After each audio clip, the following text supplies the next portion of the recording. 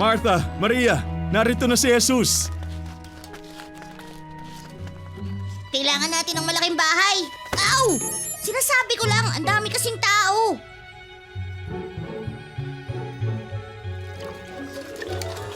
Alam nyo, sa dami ng prutas na to, makakagawa ko ng Gizmolicious smoothie para sa... Hindi ngayon, Giz. Sa tingin ko Ay, sandali, Martha. Tutulungan na kita dyan. Maraming salamat. Mukhang handa na lahat ng kailangan. Luto ng tinapay, malinis ng dahon ng ubas, at naihanda ko na ang palamang igos. Naku, aabot pa kaya yung tupa?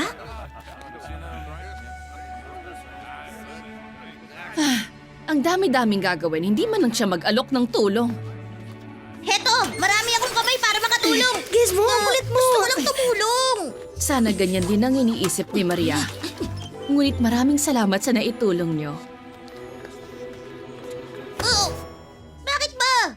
Kung ikaw ay naniniwala, walang imposible sa mga sumasampalataya. Panginoon, bale wala po ba sa inyo na pinababayaan ako ng kapatid ko maghanda ng nag-iisa? Sabihan niyo siyang tulungan ako.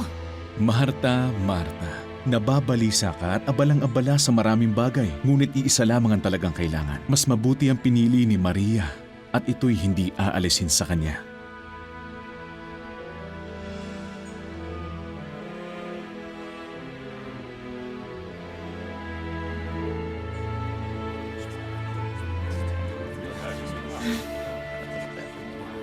Kung kayo'y maniniwala, makikita niyo ang kadakilaan ng Diyos.